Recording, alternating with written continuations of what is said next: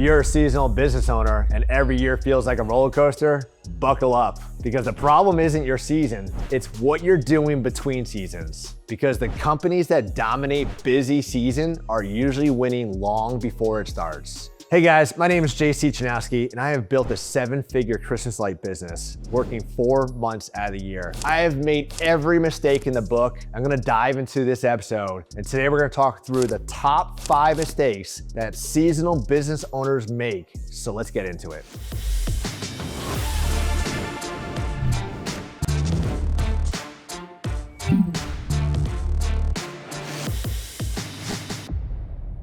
Number 1, waiting until the season starts. The biggest mistake I see seasonal business owners make is waiting until the season arrives to start preparing for it. They wait to hire, they wait to market, they wait to train, they wait to build systems, and then they're shocked when they're overwhelmed. The best companies are preparing months before the first customer ever calls. Let me tell you a story real quick. I've worked with literally hundreds of seasonal Christmas light installers. And the number 1 mistake I see them do every single year, they put up the lights. January, they take the lights, they put the entire business on the shelf with the Christmas lights and don't even look at it until it's too late in the year. They usually wait until some type of Christmas in July promo, if they're lucky. Most guys I talk to are waiting until October. October? We're already booked out for the rest of the year by October. You gotta stop putting this business away when you put the lights away.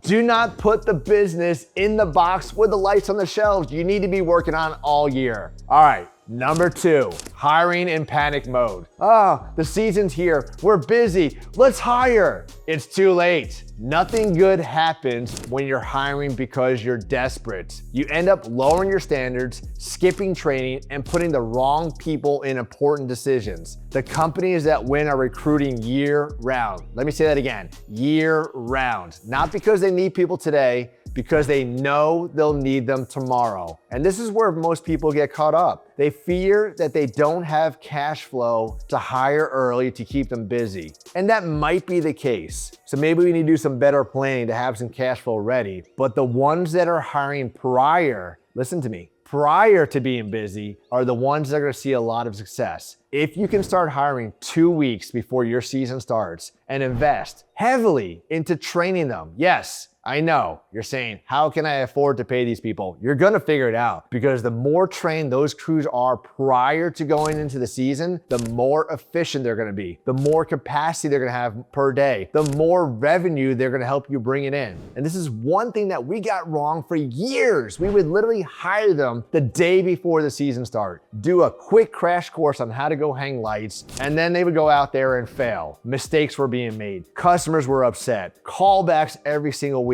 The second we changed our training to give them 2 full weeks of training is the second our capacity increased. The second our crews were absolutely crushing it out there. Our customers were ecstatic for the work they were doing. You need to invest in your people. Do not hire last second and set them up for failure and get mad at them. That is your problem, not their problem. All right, number 3, pricing based on fear. A lot of seasonal business owners are terrified to raise prices, so they stay busy. But busy isn't profitable. There's a huge difference between staying busy and being profitable. If your calendar is full, yes, I'm talking to you, but your bank account isn't growing, you don't have a lead problem, you have a pricing problem. And I want you to do this year. If you haven't raised your prices in a year, in 2 years, this is your sign to go raise your prices. Raise it 5%, raise it 10%. If you've got reoccurring clients coming back year over year over year, and you haven't raised their prices, why?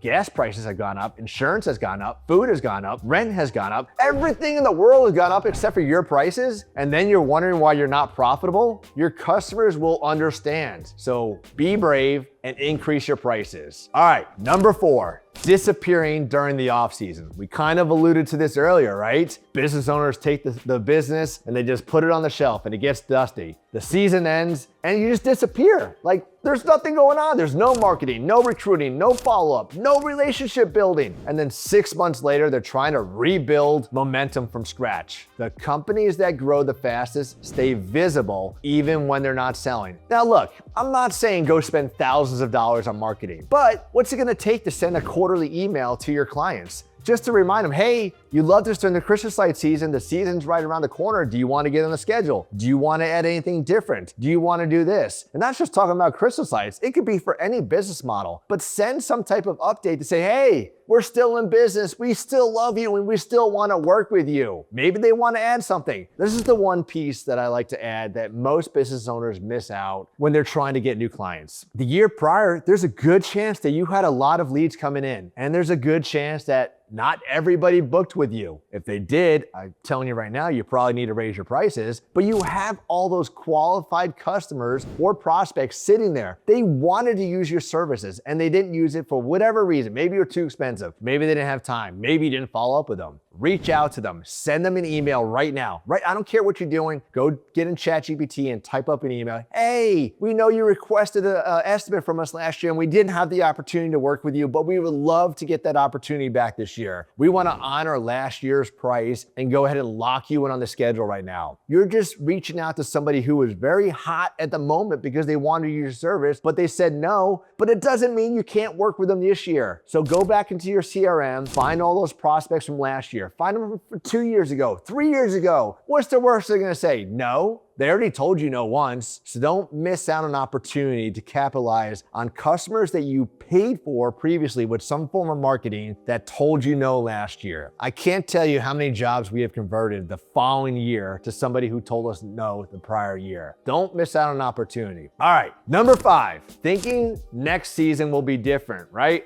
We made all these mistakes. Next year's gonna be so much better. I've got it all in here. This is the most expensive mistake of all. Thinking next season will somehow fix itself. We already talked about you probably put the business on the shelf and didn't even do anything until it's too late. More leads won't fix bad systems. More employees won't fix poor leadership. And more sales won't fix bad pricing. If you don't change the process, you'll get the same problems next season, just at a larger scale. So here's one piece of advice that I can offer to you.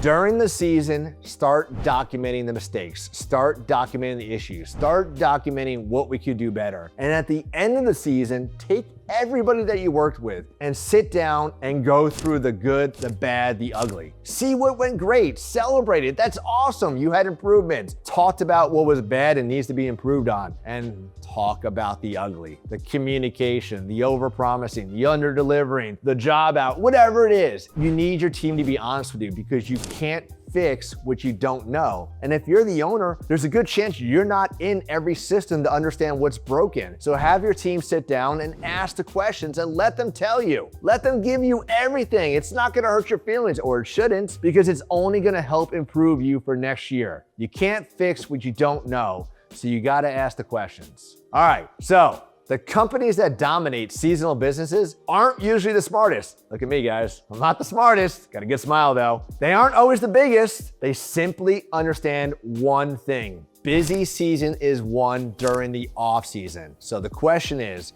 what are you doing right now that your competitors aren't? And if this is something that you're struggling with, make sure you subscribe and follow for more videos on scaling your seasonal business, building better systems, and creating a company that doesn't depend on you every single day. I'll see you in the next one.